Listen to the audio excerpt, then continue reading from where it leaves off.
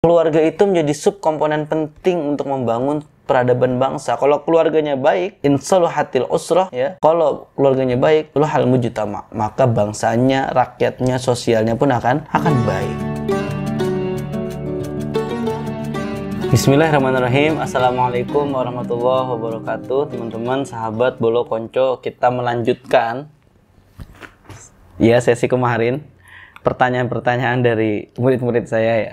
Ini entah kenapa ya, saya terketuk aja untuk mengkontenkan ini dan semoga bisa jadi pelajaran buat kita semua.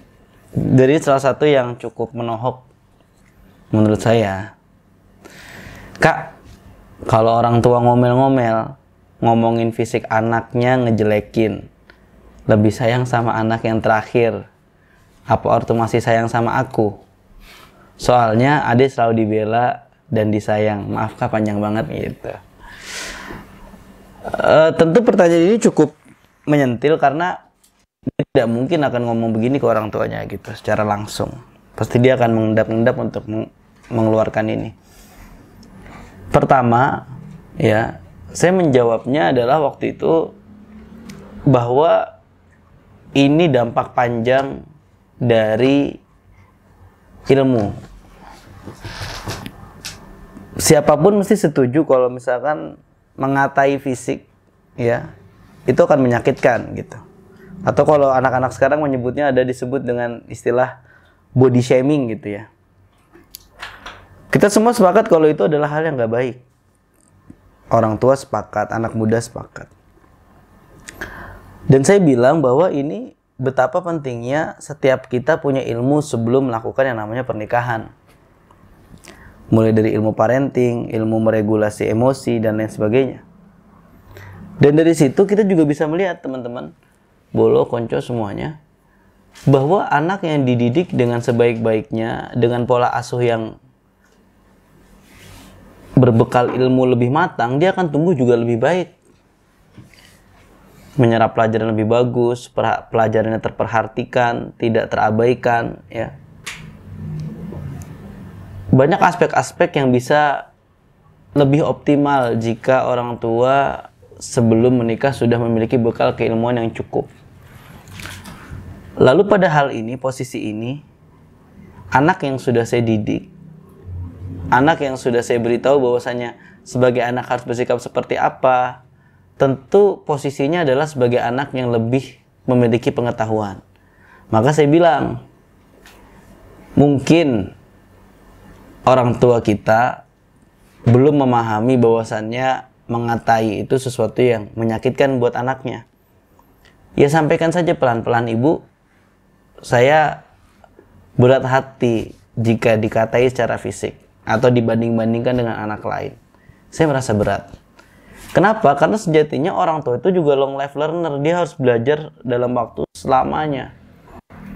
Sehingga boleh jadi teguran dari anak tadi yang membuka mata hati dan matanya untuk bisa menyadari bahwasanya itu adalah hal yang tidak baik. Kenapa? Karena tiap orang tua setiap tahun pasti juga akan mengalami perubahan sikap kepada anak-anaknya. Yang mungkin sebelumnya belum tahu ilmunya, setelah itu baru tahu, diamalkan.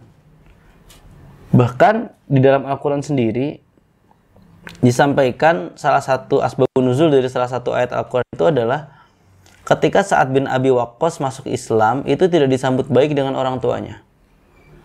Ibunya mengecam betul keislaman daripada Sa'ad bin Abi Waqqas. Bahkan ibunya sampai mengancam dengan berbagai ancaman. Entah akan mengancam tidak makan, akan mengancam berdiri berjemur, dan lain sebagainya. Apa yang dilakukan oleh Sa'ad bin Abi Waqqas? Sa'ad bin Abi Waqqas hanya diam dan tidak merespon apa-apa. Sampai ketika itu sudah berulang kali terjadi, Sa'ad menjawab, kalau aku dimatikan lalu hidup kembali sebanyak 100 kali, aku tidak akan pernah kembali ke agama awalku. Bahkan setelah menjawab itu pun, Sa'ad masih merasa, wah kayaknya saya nggak sopan ini sama ibu. Akhirnya Sa'ad menghadap kepada Rasulullah SAW. Ketika Sa'ad menghadap kepada Rasulullah SAW, turunlah ayat wa in jahadaka ala an tusyrika bima laysa laka bi'ilmun fala tuti'huma wassahibuhuma fid dunya ma'rufa. Kalau orang tua kita bersungguh-sungguh mengajak pada kekafiran, mengajak pada syirik, maka jangan ikuti perintah syiriknya. Wasahibuhuma fid dunya ma'rufa. Tetapi tetap perlakukanlah dengan baik. Standar dosa paling tinggi dalam Islam adalah syirik, menduakan Allah. Maka kepada orang tua yang mengajarkan kesyirikan pun kita tetap diperintahkan wasahibuhuma fid dunya ma'rufa. Ibnu Katsir menjelaskan bahwa wasahibuhuma fid dunya ma'rufa itu ya harus diberi makan ketika lapar, beli pakaian ketika butuh, ketika dia sakit dirawat dan seterusnya. Apalagi dalam konteks ini orang tua tidak memerintahkan pada syirik, khilaf dalam memarahi anak dengan mengatai fisiknya gitu ya, itu masih sangat mungkin untuk dimaafkan, sangat mungkin dibuka ruang diskusi, sangat mungkin untuk diobrolkan secara baik-baik. Maka itu tadi, semangatnya adalah semangat ilmu untuk terus belajar dan terus bertumbuh baik. Dan yang kedua adalah dalam hal ini ya, anak-anak yang sedang masa pertumbuhan itu sangat mencontoh betul apa yang dilakukan oleh orang tuanya. Ma huwal abna ma huwal aba, ya, al abna'i ma huwal aba. Anak-anak itu seperti sebagaimana ya bapaknya. Gampangnya kalau mau lihat anaknya kayak gimana kelakuannya, lihat aja bapaknya dan sebaliknya. Dan itu memang saling mencerminkan. Ditambah lagi, saya sampaikan kepada murid-murid saya saat itu bahwa posisi kita sebagai anak itu memang mau bagaimanapun tetap harus menghormati dan menghargai. Minimal sekali ya. Minimal sekali kalau kita merasa kesal, merasa seperti apa, diam dulu. Dijeda dulu. Sampai memberi waktu cooling down untuk diri kita. Dalam beberapa kisah, memang ujian-ujian itu timbul dari keluarga. Anak yang soleh diuji dengan orang tua. Dan terkadang orang tua yang baik pun diuji dengan anak yang tidak baik. Di Al-Quran jelas ada kisah-kisah seperti Nabi Nuh, Nabi Lut yang anaknya membangkang. Cuman ada juga yang kisahnya harmonis seperti Nabi Ibrahim, anak-anaknya menjadi nabi. Itu juga menyebabkan bahwa nabi-nabi tetap berdoa kepada Allah, Rabbi habli minas solihin, Rabbana hablana min azwajina wa dzurriyyatina qurrata ayun. Ya. Dan berbagai macam doa-doa lain yang intinya adalah memiliki keluarga yang baik. Nah, ditambah ya, selain ilmu tadi, selain doa tadi, proses untuk menerima diri ketika kita dibandingkan dan sebagainya sebetulnya bisa dipikir enjoy. Kalau misalkan kita berkaca pada filosofi Stoa, sebagaimana kita tahu kalau misalkan ada jalan bolong di depan kita, ya nggak perlu ngomel-ngomel, tinggal lewat pinggir jalannya. Atau kalau bisa lewat jalan lain, kita putar balik, gak usah lewat situ. Daripada lewat situ kita malah marah-marah, misalkan seperti itu ya. Daripada kita sakit dengan ucapan yang membuat, dengan ucapan seorang gitu ya, kita anggap lewat saja.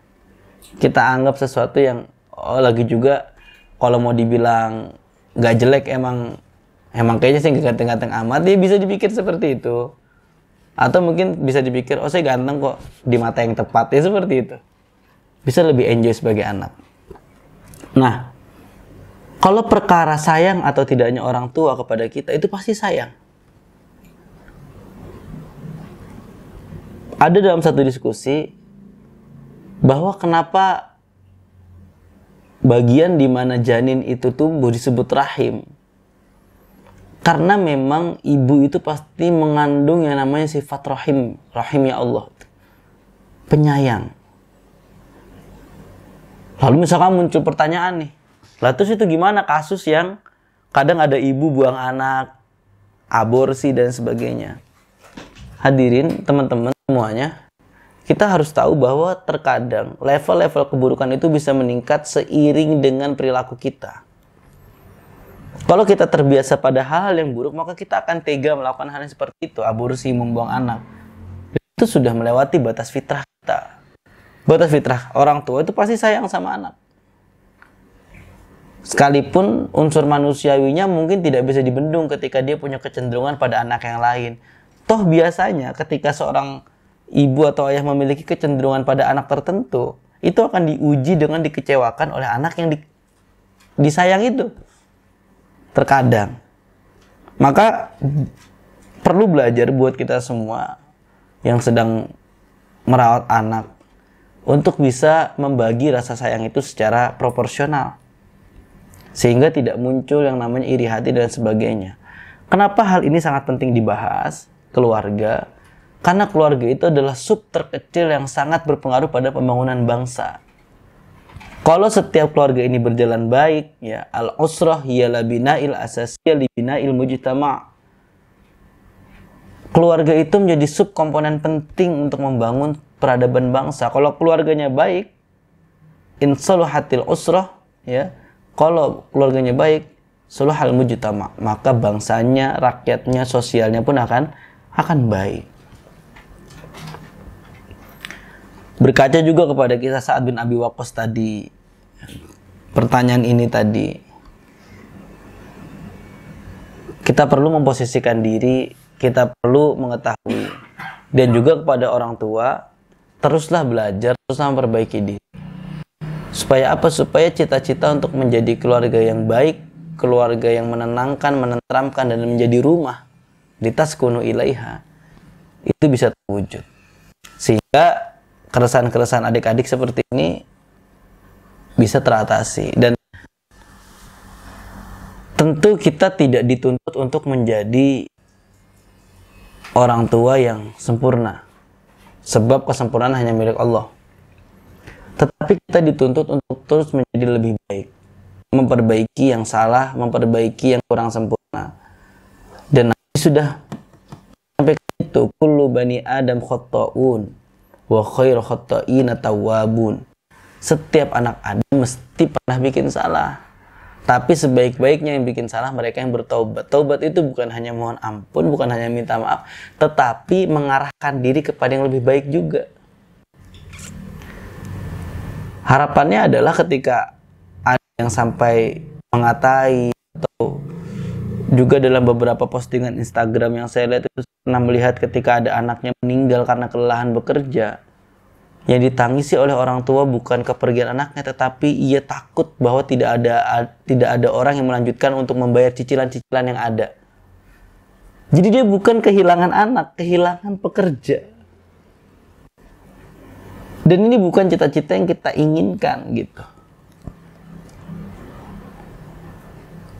Itu bukan cita-cita yang kita inginkan. Yang kita inginkan adalah kita dilihat sebagai manusia, anak dilihat sebagai manusia.